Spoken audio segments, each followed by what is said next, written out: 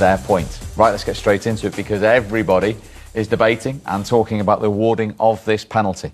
Take it away without your black and white glasses on. Well, I'm delighted it was given a penalty from a Newcastle point of view, but I didn't think it was a penalty. No, I think Gordon's gone down because it's such a poor touch. He's never, ever getting anywhere near that ball because he realises, I think, and he somehow... I mean, if there is a touch, it's a tiny touch, and he initiates the touch, Gordon, because of such as the... He's onside, there's no doubt about it, but that touch to go past Edison is he realises it's going too far away from him, and then all of a sudden he thinks, uh-oh, how do I now turn this into try and get contact? Watch his right boot.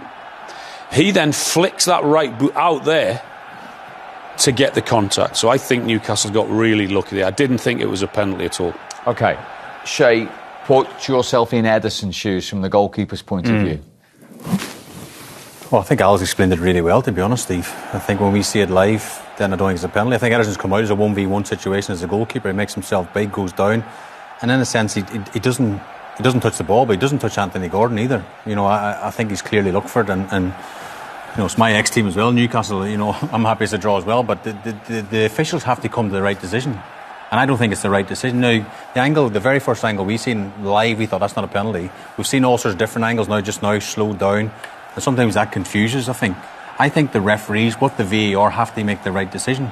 And I think they made the wrong decision. I think it's not a penalty. I really don't. I think the referee's given it. Now, the people in VAR should say, just have a look at it. We think there's no real contact to give a penalty there. He sees it once, a ref. We see it all the time. I've been in that position. I know what the forward's thinking.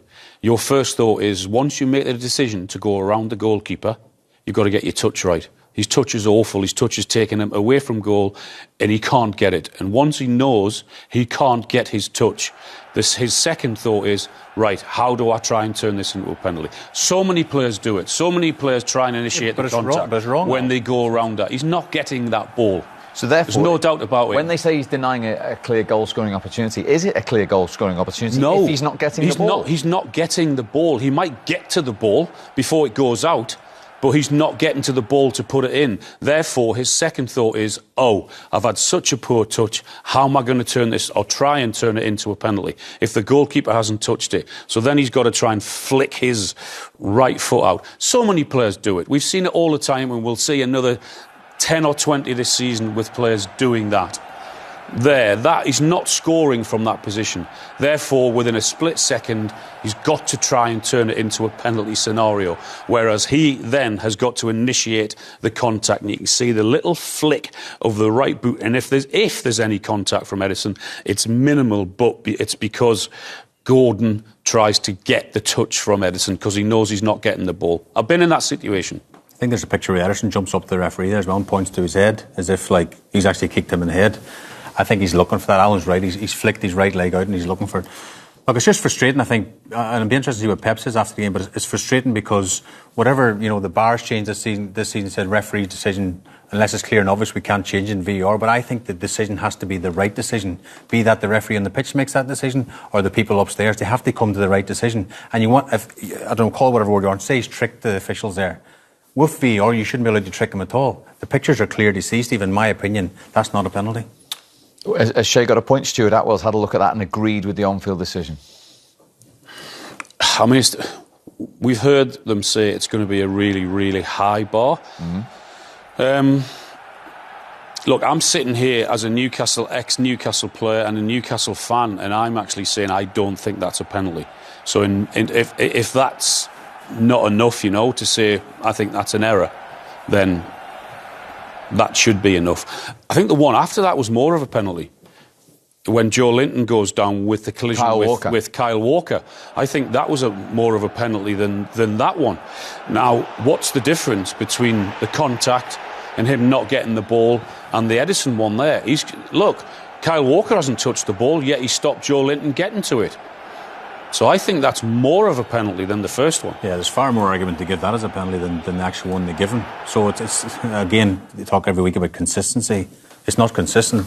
You know, if there was a one penalty, then it's definitely the second incident. But they've said no. What will happen is after the game, you'll speak to the players and you'll speak to the managers. Pep will say he never thinks it's a penalty, and Eddie will say well, I think there might have been slight contact, and when you're running at that pace, it's a penalty. I get it. I've been there. I know how it works. Having said all that, after a long wait, Anthony Gordon kept his cool, didn't he? Yeah, he did. He was a threat with his running in behind, and there's a big pressurised situation. One against the goalkeeper.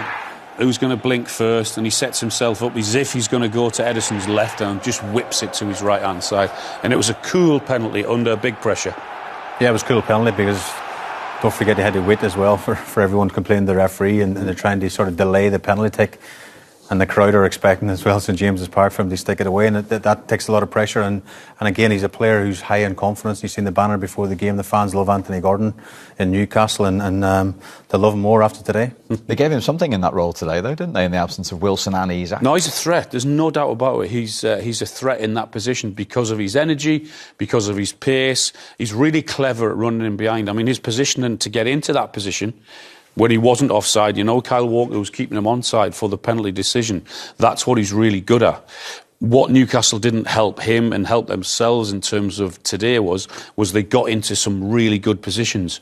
But whether it was him not in the middle or them not delivering the right ball into whoever was in there, that's what sort of didn't help Newcastle today. But in terms of him being a centre forward, he's good in that. He's good at that job.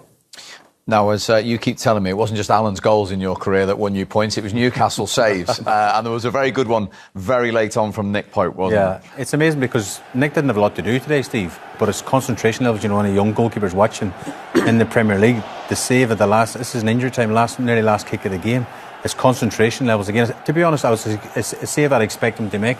But since he's been there, Nick Pope has been absolutely brilliant. A really bargain signing when you see some of the transfer fees going around. He made probably one of his very few mistakes last week against Fulham.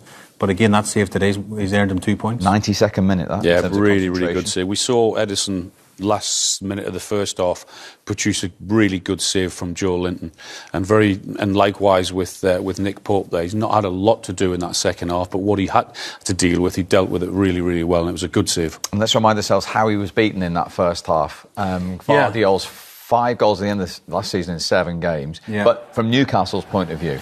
Yeah, we spoke as well about obviously last week the Arsenal game, and there was no width from a Man City attacking point of view. Jack Grealish keeps the width on this side, Silva on the opposite side does brilliant. Trippier jumps in, and then Dan Burn jumps in again. You'll see here at the bottom of the screen with Jack keeps his position. And I think stand up, Shay. If he stands up to Grealish there, he doesn't go past him. Yeah, but again, I think it's a bit of a heavy touch from Jack and sucks Trippier into to try and make the challenge. But again, it's when you make goals, always come sort of from mistakes. It's the first mistake from Trippier there, then it's played in now to Guardiola. Dan Burn makes the second mistake, and before you know, Steve is in the back of the net, and it's really good for Man City, but Eddie Howe will be looking at this after the game. We have to defend better on that occasion. If he just stands up to Grealish, he doesn't go past him as easy as he does. It's because he goes in and commits to the foul. To the tackle, I should say. Once he commits to go and get the ball, he has to win that ball as a defender. Otherwise, his team's in trouble. They're all over the place then because other players have got to get out of position because of his mistake. Dan Burn does exactly the same. From Manchester City's point of view, they're still top at the moment. They're still unbeaten. But you felt without Rodri, they weren't quite their normal selves. Just seemed a wee bit flat today, I felt. Obviously, De Bruyne was missing as well. And Foden's not started in the Premier League this season, so they're still not up to full speed, I don't think. Guardiola looked a bit frustrated on the sideline today. They didn't seem the Man City of old. We're normally sitting back watching this could be any scoreline, at any opposition because they're so good. But again, that news of Rodri this week, I think it's probably hit the club quite hard because he's instrumental in everything they do. Even a couple of snapshots that Kovacic had second half. If a Rodri's arriving, then perhaps it's a different outcome. He's so influential in this team, and again they'll have to learn to deal with that as a football club as much as anything because he's so important. Even Rodri in the summer, when you see what he done for Spain, he was absolutely instrumental in them winning the Euros. So he's a big loss for them. I think listening to Pep's language in terms of the way he talked and spoke about Newcastle and the ground and the atmosphere and how tough it is at St James's Park. That was he knew that without 2 of his big hitters in Rodri and in Kevin De Bruyne, going to St James's is always difficult anyway, even with those 2. But without them, it was going to be a tough afternoon. And yeah, I didn't think they were great in what they did, but in terms you couldn't fault their effort, couldn't fault their determination. They didn't have as much spark as perhaps you'd expect them to. From a Newcastle point of view, you're right, they haven't hit the standards yet, but they've got 11 points from the first 18. The Yeah. last time that happened was 13 years ago under Alan Pardew. Much better today. Much better. I think what we or I have been saying, and a lot of the fans have been saying, is before last weekend against Fulham, they were getting the results without playing particularly well. And all right, that should be a good sign. But then they didn't perform well last week and they got nothing, deserved nothing last week. So you've got to see a response. And we hadn't seen the Newcastle in terms of overpowering teams, which is what Eddie and Newcastle did so well for his first and second year in there. We hadn't quite seen that this season yet. For the first time, I thought, other than 5 or 10 minute spells in other games, for long periods today, I thought it was much better. Talking of the Newcastle United manager, let's hear from him. Here he is, Eddie Howe. Well, Eddie, battling, but I suspect a bit more than that. You'll be very happy with that, I should think. Yeah, we are happy, especially after last week. That was a good display. That was us playing our way, brave. I thought it was, two teams going right at each other for probably 70 minutes. Last 20, I think they were stronger than us, and we had to defend really well to maintain the point. Did you feel you could have got a bit more in the first half? You certainly got it in the second. Yeah, I felt there was opportunities for us. I thought we gave them a problem early on in the game. We get into really good crossing areas. Probably didn't get enough bodies in the box from those crosses and enough goalmouth action for the areas we got in. But I was really pleased with how we were attacked the game, how we were off the ball, on the ball. Yeah, I can't ask for much more than that. The lads gave everything. And all that. He's a happy boy. He's happy, yeah, and Al spoke about, before the game as well, about saying they have to press City, they have to play in the front foot, and I was surprised they actually did that. But give Eddie credit for that as well. He's had the whole week. They've had no midweek football with the League Cup getting cancelled this week. They've had the full week to prepare, and he's obviously gone, right, it's Man City at home, we're still going to go and press them high up the pitch. And now I was surprised, but you've got to give the manager credit as well, because you're playing against the best team in the league, of course, and they did that, and he's right, maybe they didn't commit bodies forward enough into the box, and that final pass or that final cross, maybe they lacked that in the first half especially, but he'll be really happy tonight with the point. 1-1 then at St James's Park. That news will have filtered through at the Emirates Stadium, where Arsenal are ready to take on Leicester. It's our main game in a 5-game goal rush. David Raya there